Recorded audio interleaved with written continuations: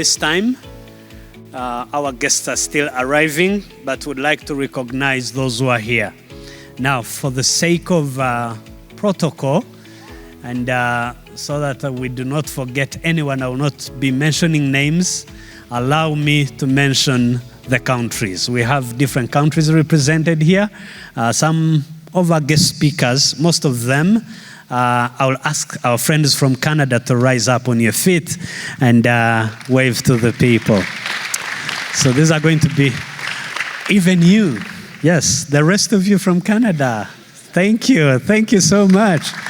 You are not the speakers, but you are here with us. They have been visiting us for about a week, and they are moving around, enjoying Rwanda and its beauty. We also have friends from the Democratic Republic of Congo. If you're here and you're from the Congo, maybe you should say this in French. Bienvenue. I have a French woman here, so please welcome them in French. Bienvenue, bienvenue. Merci d'être ici. Thank you so much. Do we have any other person from another country? Yes, from Kenya. Yes, Harambee. Welcome. I don't know what Harambee means, but the Kenyans like to shout Harambee. So Harambee. Do we have somebody else from? Yes. Oh, from Nigeria, my pastor. Stand up. Let them see you. Welcome. Thank you, Pastor Dayo. And the rest of us are Rwandan. I was going to raise up my hand and be like, Rwanda. If you're from Rwanda, give yourselves a hand and welcome to CLA. Oh, we have another person from Malawi. Woo! Welcome. Any other person? Yes? Uganda. Mwebalo kuja, twasanyukide. Now I might be taking a risk because that's just one tiny language in Uganda. So it might be from a different tribe. But anyhow, karibu sana. And Ethiopia, yes. Amasegranu. I hope that's right. And if you're there from another country, please would like to give you a shout out. Where are you from? Yes, sir. Zimbabwe. Thank you. Wow. Who else? From where? The United States. I know Patrice is here for sure. Where's Patrice? The US. Yes. Welcome. So, what next? Wonderful. Thank you so much. So before we begin, I would like us to all stand up. Let us all stand up. And I want you to first put this into your understanding. Today is going to be engaging. And I don't want you all to feel like as if this is supposed to be a lecture, but I want you to feel engaged and interactive into these sessions. So I want you to turn to your neighbor, somebody whom you don't know, let me clarify this, and tell them one word to describe leadership. One word to define leadership. Only one single word. I don't want a sentence. I don't want 2 words. I don't want 3. Only one word to describe leadership to you. You have 30 seconds. One person you don't know. If you don't have to move, great. But if you have to move, please do.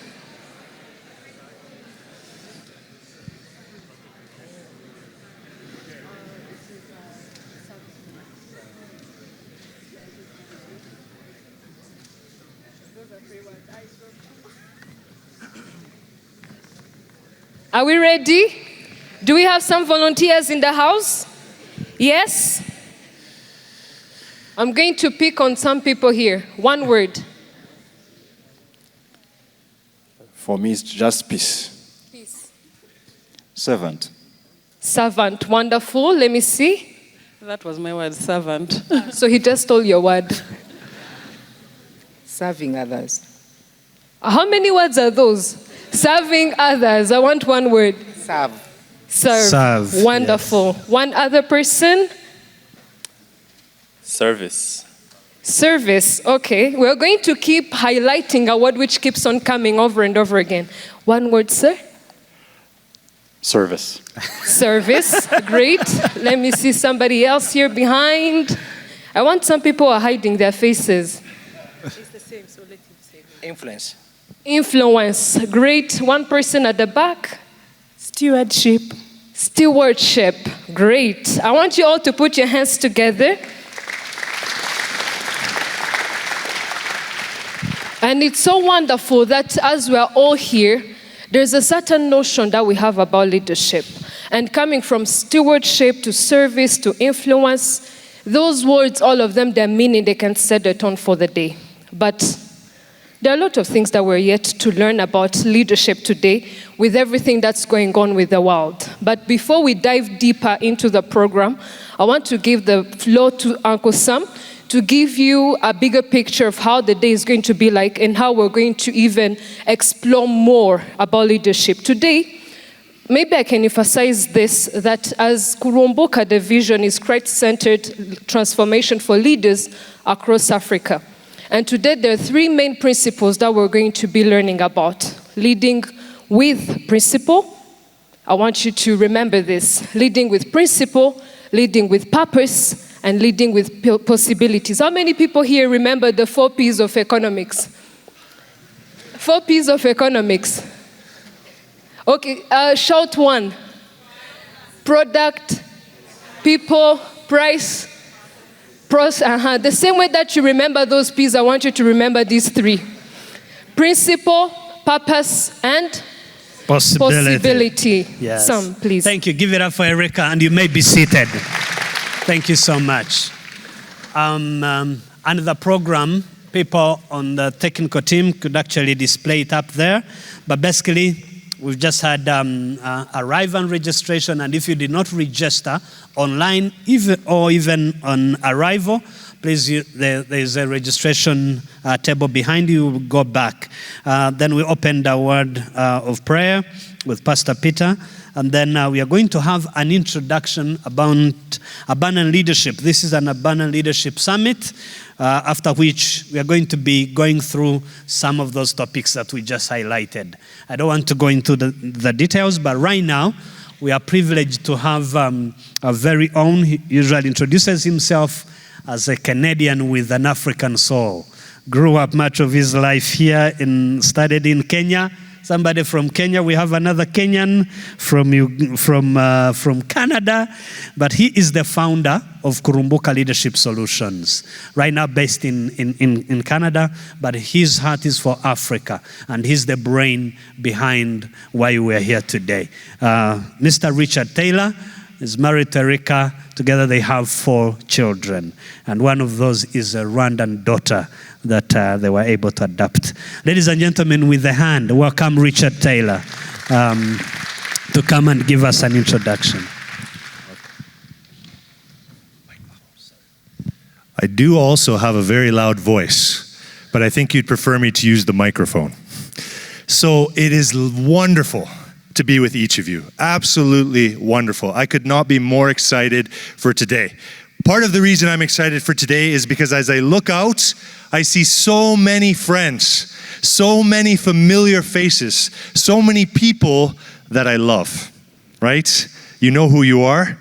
And that's because over 20 years, God has worked in the life of me and my family to impact our lives in inexplicable ways through what has happened here in Rwanda and the region, and through African leaders who serve, African leaders who influence, African leaders who in the midst of some of the most challenging situations see possibility, lead with principle, right? And have purpose in the way that they lead. And many of you are those leaders, right? But the truth is, we live in challenging times. We live in challenging times. We live in times of disruption. We live in times of uncertainty. We live in times of rapidly escalating technology and the way it permeates our lives. And so our heartbeat in Kurumbuka today is that as we bring together alumni from the Abundant Leadership Institute, partners from places like Christian Life Assembly Church and Trinity Western University, Africa New Life, many other partners who are here to engage, that God would be present with us, that God would give us wisdom, that God would give us discernment, that God would encourage our hearts, that God would help us make a few connections with some people, some leaders that we haven't met before, that we can walk this journey with. And so that's our prayer for today, that you would be blessed. And we have the benefit of being with a number of leaders who are from Canada, but have walked the journey of supporting Kurumbuka Leadership Solutions, who have engaged with and prayed for each of you here in Rwanda and the countries around for what God has called you to do in your lives, who have dedicated their lives to supporting and have a unique perspective to offer. The theme of our summit, leading abundantly through global uncertainty. Leading abundantly through global uncertainty. That's the theme of our summit. If you had asked me to choose one word, the first word I chose was service, because I really believe as a Christian that as leaders, we should follow after our Lord and Savior Jesus Christ, that our heartbeat should be service. That should be our motivation for leadership. But my next word would be abundance.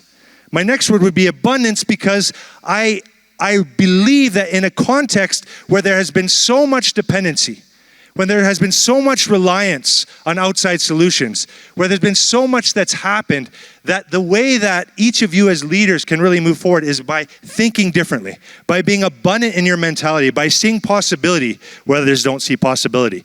And one of the things that I'm excited about today is that not only will we be hearing from some experts in the different topics that we're looking at from Canada, but we'll also be having Rwandan leaders who are working in practical ways in each of these areas, helping to share on our panels. Does that sound exciting to you? Are you ready? Those of you who are in the Abundant Leadership Institute, you know that I'm known for asking a question. Are you ready? Are you ready? And in order to answer the question, you have to go back to pretend. We have many educators here. How many educators are in this room? Many educators. Let's give a hand for our educational leaders who train our children. But they know that sometimes you have to go back, even when you're a sophisticated adult in your suit, and you have to go back to P5, right? So are you ready to go back to P5? Okay, I'm gonna ask the question, are you ready? And ALI alumni, what's the response? Born ready, okay? Are you ready? Okay, are you ready? Oh, come on. We're in Africa. I've seen you in church. We can do better than that. Okay, let's stand up. We need a little bit of energy here. And I want you to put your arms in the air, okay? Are you ready? Born ready. All right, give yourselves a hand. In February, I was traveling to Rwanda from Vancouver, and I was delayed in the city of Calgary while it was minus 20 degrees and snowing. Have any of you ever been stranded in North America or maybe in Northern Europe or Russia at night, minus 20 degrees and snowing? Right, and you didn't prepare the right jacket because you thought you were just going in transit. So I knew I was coming to Rwanda, so I wasn't really bringing a heavy jacket or a hat or gloves. I wasn't prepared. The reason was actually my fault. It was because I didn't take seriously the idea that you were within 6 months of passport renewal. I had confidence that I could just talk my way through it. But do you think that the airline let me talk my way through it? No. So I was stranded in Calgary for 2 days. I had to get an emergency passport. But it was an interesting time because this small crisis happened in my life at a time where a lot is going on in our world. A great example of that is speeding up faster than it ever has. Just the day before I'd come, I'd been reading a book by a man named Yuval Noah Harari. Have any of you heard of this guy? He's an atheist. He's Jewish. He's from Israel, and he's a historian. But he's an historian who looks to the past to write about the future. Okay? He looks to the past to write about the future. And as he's been looking at artificial intelligence, he's been talking about something called Homo Deus. Homo Deus. Now you know Homo sapien, right? But he's been talking about Homo Deus. Now what does Homo Deus mean? Does anybody know? You can shout it out if you know what it means. Homo Deus. Sapien is like knowledge or wisdom, right? The humans. But what is Deus?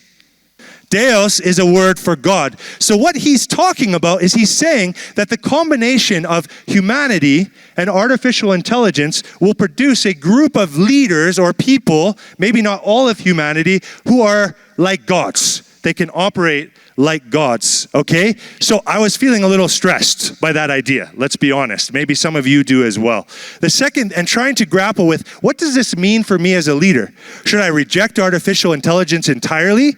Should I embrace it fully and just incorporate it into every aspect of my life without thinking about it? What does it mean for me as a Christian to grapple with these ideas? The second thing that was happening is in my country of Canada and in many other countries around the world, since Donald Trump came to power, President Trump, he was putting tariffs on many countries, even on his own allies. So in Canada, we were getting a lot of tariffs placed on us, and it was causing uncertainty around what if we have an economic crisis? What will that mean? The third thing that was happening is, once again, as we've often faced in this region of the Great Lakes, there was crisis happening in DRC. There's crisis happening in DRC. And of course, we can look to many other places in Africa where there's war or conflict or innocent people are suffering as a result of the decisions that leaders make. And friends, I'm convinced that we're facing this time of global uncertainty at a time of leadership crisis, right? Where we have few leaders who are actually operating with principle. We have few leaders who are actually operating with purpose. We have few leaders who are actually operating in a way that will actually bring possibility into these situations. But those of us who know the Lord Jesus Christ, those of us who are convinced that God has put us here for such a time as this, though we should be aware of the times, right? We should not despair. We should not despair. And at Kurumbuka, part of our heartbeat is to help prepare, develop, and empower African leaders for the task at hand. So the three topics that we'll be looking at today, if you can go to the next slide, the three topics we'll be looking at from each of our expert speakers. The first is, how can we lead with principle in the age of artificial intelligence? How can we lead with principle in the age of artificial intelligence? Does that sound like an interesting topic to explore? And the great thing is, we'll not only be able to hear from a good friend, Dale Lutz, who ran a very successful software company, and this is a topic he's passionate about, not just because of technology, but also because of his faith to engage with from those perspectives. We'll also be able to hear from some individuals who you may know here locally, specifically Noella Deshime from Proto Rwanda and Klepen Kaisire from Keiko Tech Business Company. So let's give them a hand. They'll be coming up to be on a panel, and then you'll have opportunities to ask questions. Now, Klepen particularly, this is special for me, because I used to be involved with Wellspring and the Wellspring Academy, correct? And he's one of our distinguished graduates and also the founder of Keiko. It's amazing for me to have him here. Martine, I also see you here. And I also see the Murugandis, all those who were involved in helping the Wellspring Academy, Stephen as well, to come to reality. And now one of our distinguished graduates is on the panel. The next topic is, how can we lead with purpose through global disruption? How can we lead with purpose through global disruption? And we have Michael Messenger, who is the former CEO of World Vision Canada, who has traveled all over the world and been involved in a lot of international work and panels, trying to think through, as aid changes, as we face global disruption, how can we actually live a life as leaders of purpose and lead with purpose through that kind of global disruption? So I think you'll really benefit from that. That will be after our tea break. Dr. Precious Kunwani, who's a wonderful man and good friend, you may know him. He works with World Vision Rwanda. He'll be on that panel. Alpha Akariza, who's also an ALI alumni, who started Discovery International School, and Norman Mugisha from Afri Farmers Market will be on the panel for that. So let's give a hand for them. After lunch, we have Leading with Possibility Through Economic Uncertainty. Dr. George Mbenzi, a dear friend of mine from Trinity Western University, who's a partner with Kurumbuka. He's also an honorary consul. He's traveled to over 130 countries. He'll be talking about leading with possibility through economic uncertainty. And we'll have our own Ivan Murenzi from the National Institute of Statistics of Rwanda. We'll have Christine Bayangana from Rwego Finance. And we'll have Lillian Budande from IHS Towers joining us. So make sure you stay for the whole day. Make sure you don't leave after lunch or you're going to miss something very significant, okay? Let's give a hand for them. Friends, we desperately need abundant leaders. We desperately need abundant leaders with servant hearts. We desperately need people who think with possibility, who have a purpose in the way that they operate, and who lead from principle. Can you agree with me on that? We've always needed those kinds of leaders in our world. We have always needed them, but we need them even more than ever. And what we've seen here in Rwanda is a story, though not perfect, of a place, and we have other examples in Africa as well, but a place where when leaders lead with principle, when leaders lead with purpose, and when leaders lead with possibility, they look with a lens of abundance. They see what's possible using the resources and the gifts that God has given them. Then even miracles can happen. Incredible things can happen. And some of you have been witness to this. And so for me, we need more abundant leaders. In the scriptures in Matthew 7:24-27, there's a very well-known parable of the wise and the foolish builders. And this parable Jesus talks about a builder who builds his house upon the sand, and a builder who builds their house upon what? The rock, right? The sand and the rock. And I would propose to you that our internally held beliefs will be stronger in the face of global uncertainty, ethical dilemmas, chaos, AI, if they're tied to an objective moral compass or a framework than some subjective set of internal values that we often see in our worlds, where people kind of move from one trend to another trend in the way that they lead. And friends, those of us who are Christians, we know that we build our house upon the rock. We build our house upon the rock. So even if we see these things swirling around us, we don't have to be afraid because we build our house upon the rock. We know what the end is. But we also know in the midst of this uncertainty that we have one who sticks closer to us than a brother. We have one who helps us to establish our leadership on principle, with purpose, and with possibility. And as I close, I just want to tell you a little bit about our mission at Kurumbuka. We're all about developing and empowering African leaders because we believe that leadership is ultimately what will make the difference. And particularly, we're about Christ-centered leadership. Christ-centered transformation for leaders and also the communities that they serve in Africa. Our big goal, if you could pray with us, some of you are helping to fuel this goal, is to develop and empower 10,000 African leaders in 1,000 communities by the year 2030. And we're on our way, but we need God's help to reach that goal, and many of your help as well. We have two main arms of Kurumbuka. The first focuses on executive leaders, the Abundant Leadership Institute. And this is a one-year advanced leadership certification program for leaders at the executive and managerial levels. Any of you who are alumni or are current students in ALI, can you raise your hands? There are many of you who are here. Thank you for coming. It's amazing to have you support this event. And these are leaders who are my heroes. I'm being serious. I love ALI because I get to work with leaders, and Focus and Sam and Erica, Asimwe, and all of us who are involved in Kurumbuka get to work with leaders who are our heroes because God has called them to do amazing things. And we get to come alongside them and help them, encourage them to be successful, and connect them to other like-minded leaders. We're also partnered with Trinity Western University in that institute, and some of those leaders go on to take their online master's degree with Trinity. If you're interested in hearing more, we have a booth outside. You can learn more about ALI, and we have a cohort in October. There's still a few spots, so if you think it's for you, feel free to talk to anybody in the Kurumbuka shirts about ALI. Our Trek program. This is a 10-week leadership and discipleship program for emerging leaders who have recently completed high school. Trek students who are here, many of you are serving, are helping do protocol, are helping to bring in as ushering. Can you wave your hands if you're a Trek student who's here? Let's give a hand to the Trek students.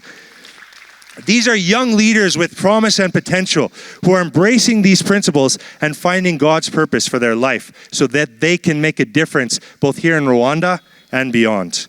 And then Youth Impact Mission is a partner of ours, a local organization that reaches youth in high schools across Rwanda and Burundi. And Kurumbuka supports Youth Impact Mission to do leadership development and training in high schools. And our Trek students often serve there.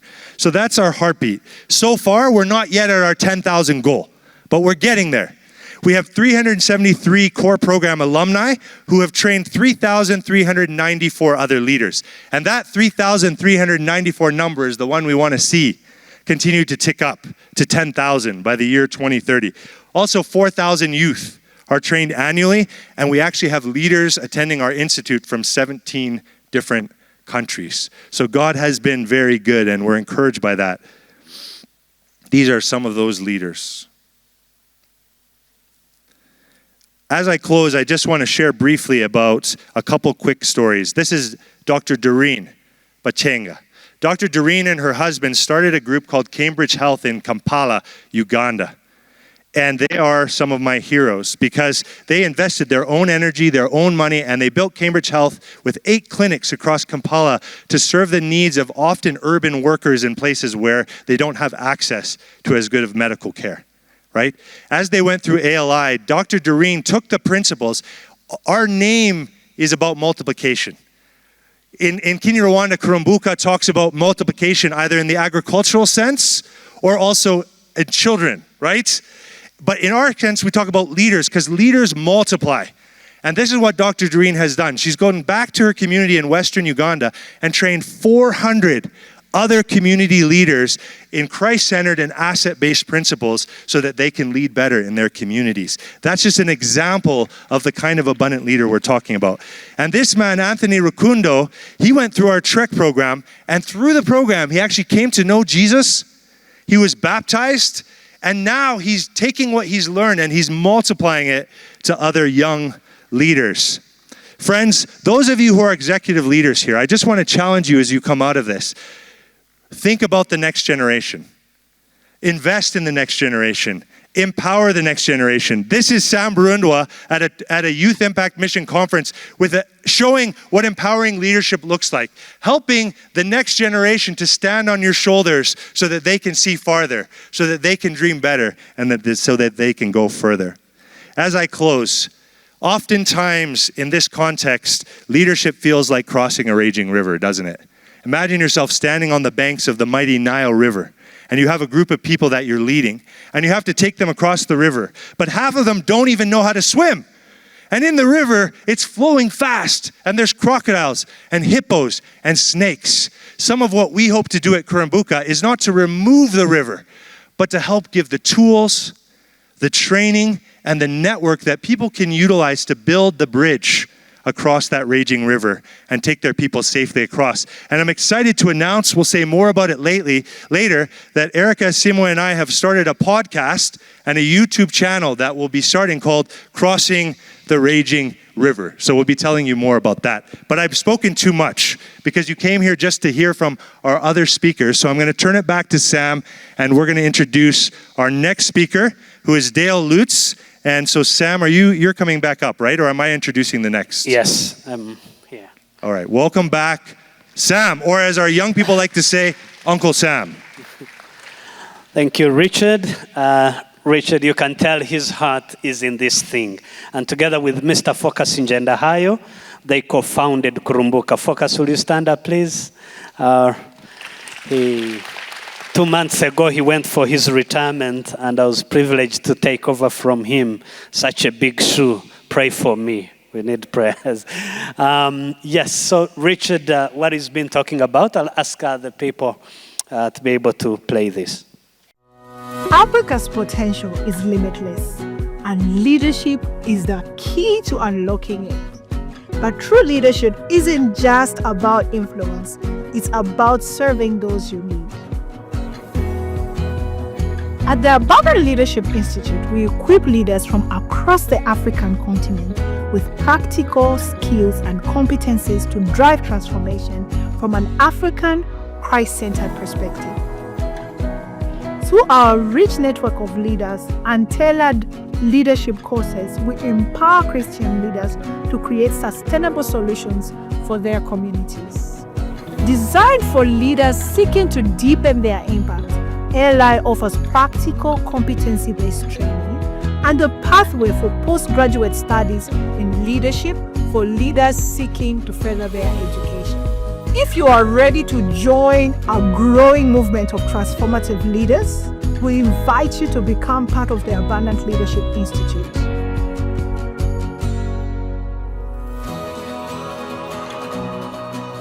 Join us today and be part of Africa's leadership transformation.